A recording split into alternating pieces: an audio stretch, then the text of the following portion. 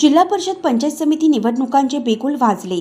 आज दुपारी 4:30 वाजता राज्य निवडणूक आयोगाने पत्रकार परिषद घेऊन कार्यक्रम जाहीर केले असून राज्यातील 12 जिल्हा परिषद, त्यात रायगड, रत्नागिरी, सिंधुदुर्ग, पुणे, सातारा, सांगली, कोल्हापूर, सोलापूर, छत्रपती संभाजीनगर, परभणी, धाराशिव, लातूर इत्यादी जिल्हा परिषदेतील सर्व पंचायत समितीच्या एकूण 125 पंचायत समितींच्या निवडणूक कार्यक्रम जाहीर करण्यात आल्याने राज्यातील स्थानिक स्वराज्य संस्थांच्या तिसऱ्या टप्प्यातील जिल्हा परिषद व पंचायत समिती निवडणुकांचे बिगुल आज अधिकृतपणे वाजले आहे।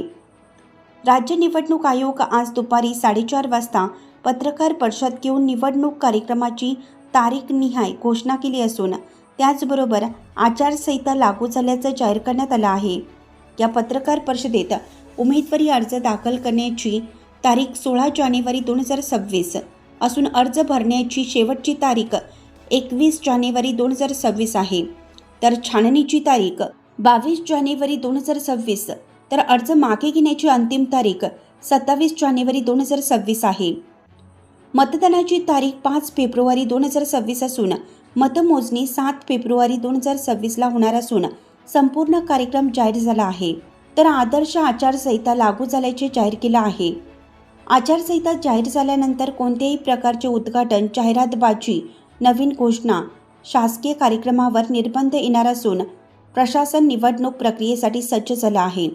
लातूर जिल्हा परिषदचे जिल्हा परिषद अध्यक्षपद हे सर्वसाधारण महिलेसाठी असल्याने वलांटी गट हे जिल्हा परिषदच्या सर्वसाधारण महिलेसाठी असल्याने या गटाला अधिकचे महत्त्व असून राजकीय पुढाऱ्यांचे सर्वात जास्त महत्त्व या वलांटी गटासाठी मातब्बर उमेदवार निवडणूक रिंगणात उतरणार आहेत।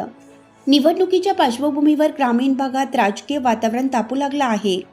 संभाव्य उमेदवारांनी मोर्चे बांधणी सुरू केली असून गावागावात बैठका, संपर्क दौरे, मतदारांशी संवाद वाढवण्यात येत आहे। विविध पक्षांकडून इच्छुक उमेदवारांची चाचपणी, समीकरणे जुळवणे आणि आघाड्यांबाबत हालचाली वेगाने सुरू आहेत। जिल्हा परिषद व पंचायत समिती या ग्रामीण विकासाच्या दृष्टीने महत्त्वाच्या संस्था असल्याने या निवडणुकांकडे सर्वांचे लक्ष लागलं आहे।